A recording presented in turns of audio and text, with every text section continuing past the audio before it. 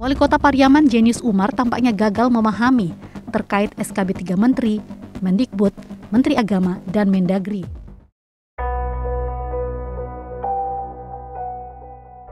Wakil Ketua Komisi 2 DPR RI Saan Mustafa mengatakan kepala daerah yang menolak menerapkan SKB 3 Menteri terkait aturan seragam dan atribut keagamaan di lingkungan sekolah bisa dikenakan sanksi oleh Kemendagri baik tertulis ataupun lisan sebab surat keputusan bersama bersifat mengikat dan wajib untuk dijalankan.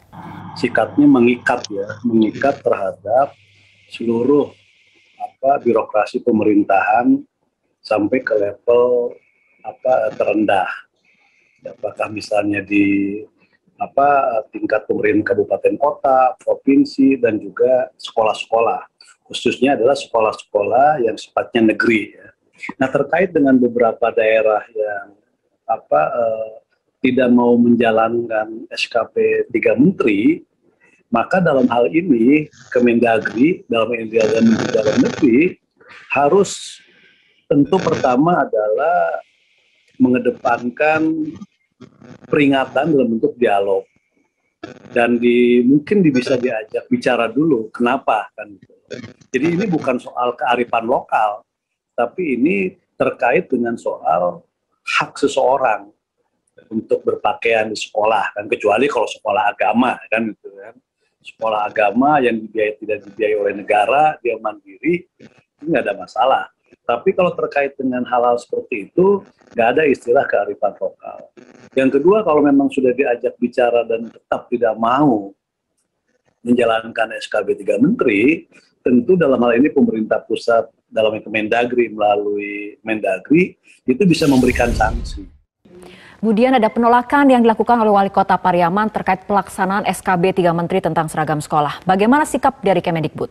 Terkait dengan adanya keberatan dari kepala daerah terkait dengan adanya SKB 3 Menteri ini, tentu saja Kementerian Pendidikan dan Kebudayaan akan mempelajari terlebih dahulu apa sih yang melandasi terkait dengan penolakan dari kepala daerah tadi.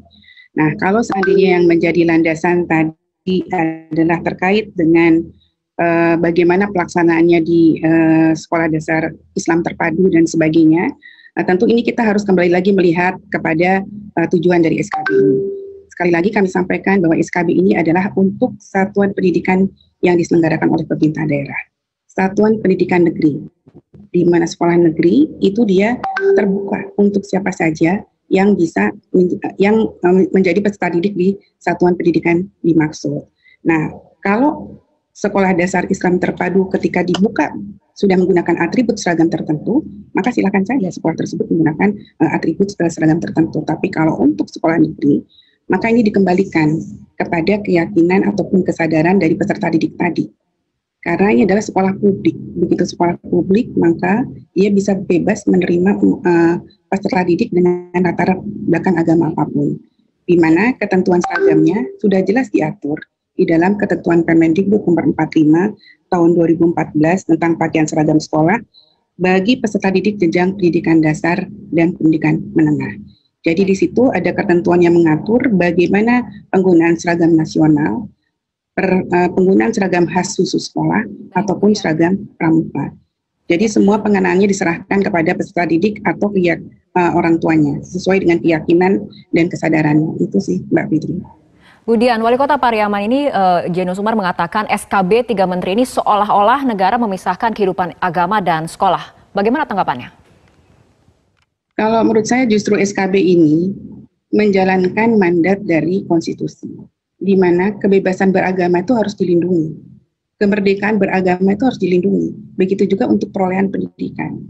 Di sini jelas dikatakan, seperti di dalam pasal 29 Undang-Undang Dasar 45, itu jelas dikatakan bahwa negara menjamin kemerdekaan tiap-tiap penduduk untuk memeluk agamanya masing-masing dan atau beribadat menurut agama dan kepercayaan itu. Nah, komitmen kita terkait dengan mandat konstitusi tadi, sekolah diberi kebebasan untuk memilih ketika akan menggunakan seragamnya, sesuai dengan keyakinannya. Gitu. Ketika dia punya keyakinan sebagai seorang muslim lalu dia ingin menggunakan hijab, dipersilahkan menurut ketentuan Permendikbud 5 dan tidak memaksakan kepada peserta didik tersebut.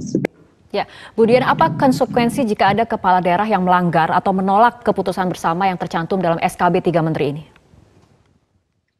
Di dalam SKB 3 Menteri itu sudah jelas hal-hal apa saja yang akan dikenakan, sanksi-sanksi apa saja yang akan dikenakan. Tentu saja pengenaan sanksi ini pun kita harus melihat ya dari persoalan sanksi yang akan dikenakan kepada masing-masing kepala daerah sesuai dengan jenjangnya. Seperti untuk satuan pendidikan, maka akan diberi peringatan oleh kepala daerahnya terkait dengan pelanggaran yang dilakukan oleh satuan pendidikannya. Begitu juga kalau ada kepala daerah, misalnya kepala kabupaten kota yang melakukan pelanggaran, maka nanti di sini gubernur sebagai wakil pemerintah pusat akan memberikan sanksi kepada bupati wali kota berupa teguran tertulis dan atau sanksi lainnya sesuai dengan ketentuan perundang-undangan. Tapi sekali lagi kita lihat dulu berat ringannya sanksinya, tidak serta-merta demikian, tapi akan diawali dulu dengan teguran lisan kepada bupati atau wali kota yang melanggar, yang dimana tegurannya akan dilaksanakan oleh gubernur sebagai wakil pemerintah pusat. Bagaimana kemudian pengawasan yang dilakukan terkait implementasi ataupun pelaksanaan dari SKB 3 Menteri terkait seragam sekolah ini, Bu?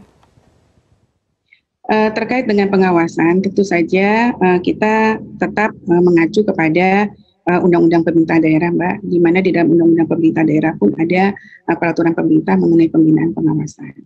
Di mana pembinaan pengawasan ini dilakukan secara berjenjang sesuai dengan urusan dari masing-masing pemerintah daerah. Sebagaimana kita ketahui bahwa pendidikan itu adalah terkait dengan urusan pemerintahan konkuren, di mana pendidikan ini dibagi-bagi kewenangannya dari tingkat kabupaten kota, provinsi sampai dengan pusat. Nah, terkait dengan kewenangan kabupaten kota, maka ini adalah terkait dengan urusan-urusan di pendidikan dasar, yaitu hal ini di sekolah-sekolah di satuan pendidik tingkat SD dan SMP. Maka di sini pengawasan yang dilakukan adalah dilakukan oleh gubernur sebagai wakil pemerintah pusat. Nanti gubernur akan mengawasi bagaimana kepatuhan kepala daerah terkait dengan norma, standar, prosedur, dan kriteria yang dibuat oleh pemerintah pusat. Begitu juga sesuai dengan Undang-Undang 23, di mana gubernur pun punya kewajiban untuk tata kelola di pendidikan menengah. Dalam hal ini adalah SMA dan SMK. Maka disinilah maka pemerintah pusat akan melakukan pembinaan dan pengawasan teknis sebagai tugas Kemendikbud untuk bagaimana kepatuhan gubernur untuk melaksanakan pendidikan sesuai dengan kewenangan. Gitu sih, Mbak.